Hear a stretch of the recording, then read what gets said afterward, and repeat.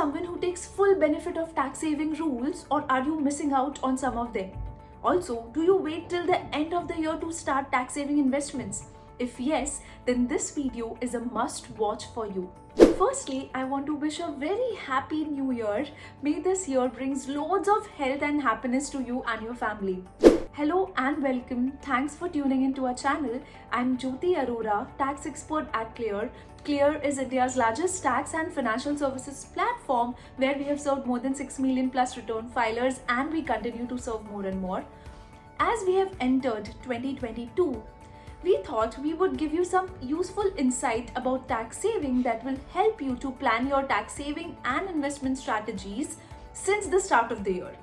Some of these you might already know, whereas some may be new, but all in all, it will be a learning for you and help you in your tax saving. But before we begin, we have an exciting announcement for you. It's a free giveaway by Clear for our new subscribers.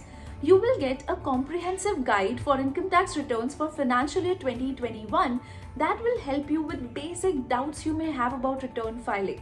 If you haven't filed yet, then do it now using this guide. It will be of great help, guys. To claim it, subscribe to our channel. The link is in the description box. Also, I have a pro tip regarding tax saving towards the end of the video. So don't miss watching the video till its end. Now let's get started.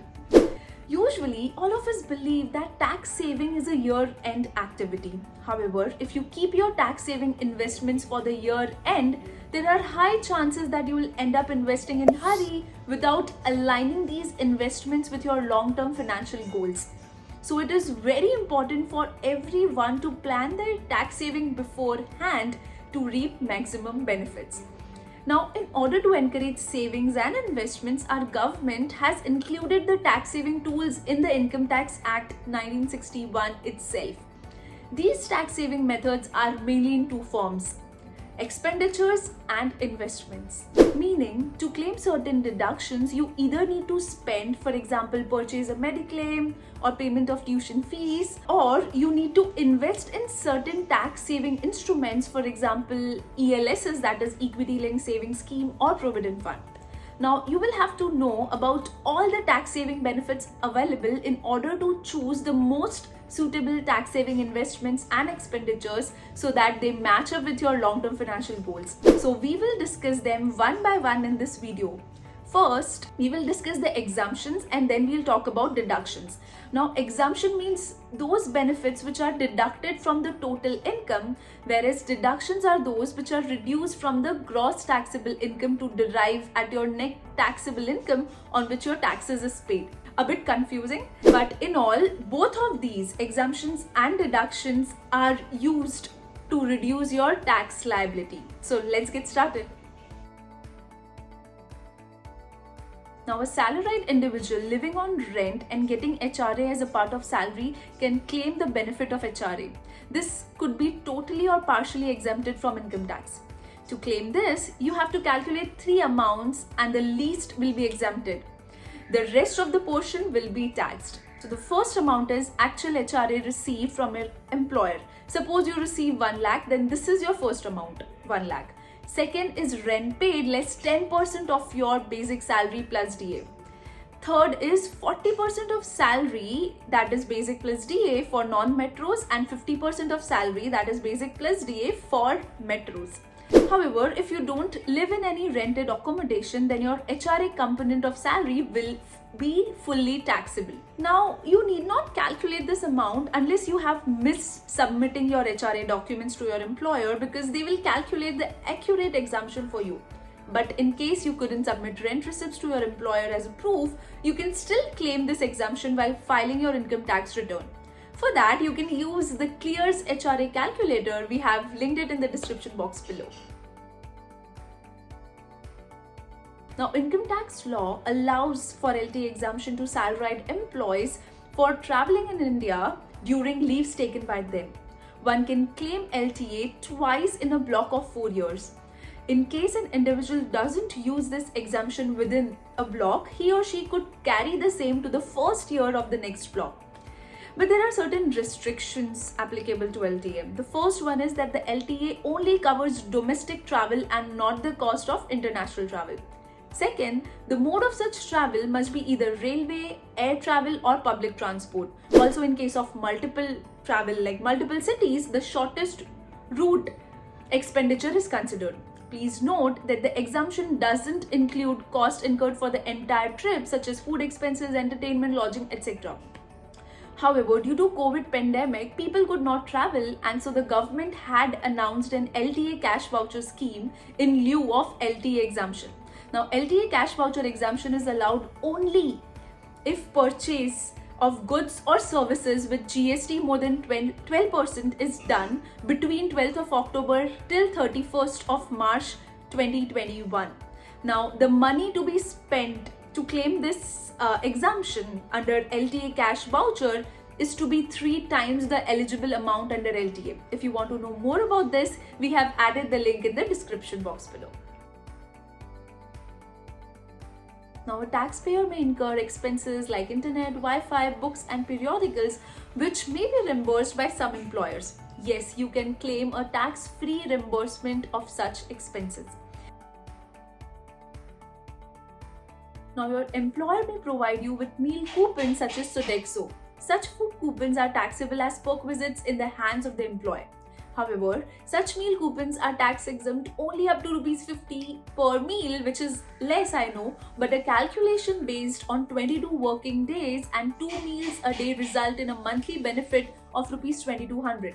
Consequently, a yearly exemption works up to Rs 26,400, and if you fall under 30% tax slab, you can save tax up to Rs 7,920 yearly. Now, the employer may provide you with education allowance or a day boarding or hostel allowance as a part of your salary. Such allowance is exempt from tax. Though the amount is very small and can be claimed only up to 2 children, if you claim a total amount including education and hostel, it will be around 9,600. But if you pay for these expenses, then why not just provide these bills and claim these exemptions to save taxes, right? Now, this was all about common exemptions that you can take. Some of these might not form a part of your salary.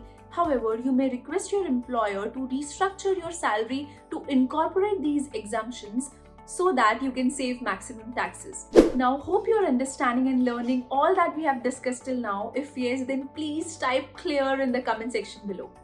Now, let's proceed to discuss about deductions. Section 80C is the most popular option used for tax saving, right? Deductions under this section can be claimed by an individual or HUF up to Rs 1.5 lakh. So the list of investments or expenditures eligible for deduction under this section, which is 80C, 80CCC, 80CCD1, is maximum up to Rs 1.5 lakh only. This includes life insurance premium, equity linked savings scheme, employee provident fund, annuity pension schemes, contributions to PPF account, Sukanya Samruddhi Yojana, national saving certificate, fixed deposits, that is 5-year saving fixed deposits, post office time deposits, national pension scheme, principal repayment on home loans, and tuition fees for children. Of all these investments in ATC, ELSS has the shortest lock-in with a history of high returns. But these investments are market linked, and so they come with their own risk. Now, the point to note here is that Section 80C deduction is not allowed from capital gains income. It means that if the income of an individual comprises of capital gain income, then Section 80C cannot be used for tax saving. Now, for capital gain exemptions, there are different provisions under Section 54 to 54F which can be availed. We will not cover these sections in this video, but we will add the link to these pages in the description. Now, one additional section 80CCD1B, which is also a part of ATC, allows for an additional deduction over and above of 1.5 lakh. That is 50,000 deduction if you invest in NPS.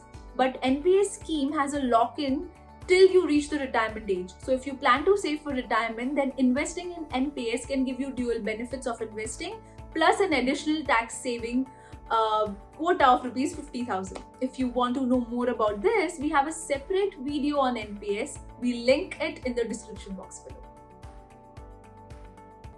Now, Section 80D is a deduction you can claim on medical expenses for the health insurance premium paid for self, family and dependent parents. Now, you can claim rupees 25,000 for premium paid for self and family plus a separate 25,000 for your dependent parents which are below 60 years. If your parents are aged above 60, then a deduction of 50,000 instead of 25,000 is allowed. Also, preventive health checkup of rupees 5,000 is allowed, which is covered within the overall limit. Deduction up to rupees 50,000 is also allowed with respect of medical expenditure. This is important. It is not medical premium but expenditure which is incurred for any senior citizen if they are not covered under any Mediclaim policy. Also, your employer may pay a premium on your behalf and will deduct such amount from your salaries. You can claim such payment also as reduction under Section 80D. Now, homeowners have an option to claim up to rupees 2 lakh as reduction for interest on home loan for self-occupied property. If the property is rented, then you can claim a deduction of the entire interest pertaining to such home loan. In addition to this, one can also claim the principal component of housing loan under the overall 1.5 lakh limit of Section 80C. Now, the entire interest amount paid on the loan taken from a financial institution or bank for pursuing higher studies in India or abroad by an individual for self, spouse or children can be claimed as deduction. One may begin claiming this deduction from the year in which the loan starts getting repaid up to the 7 consecutive years, that is total 8 assessment years. Even a legal guardian can avail this income tax deduction who makes the payment of such interest. Section 80G of the Income Tax Act offers income tax deduction to the taxpayer who makes donations to charitable organizations. Now, this deduction varies based on the receiving organization, which implies that one may avail a deduction of 50% of the amount donated or the 100% of the amount donated with or without any restrictions. To more about this, we have linked the page in the description below.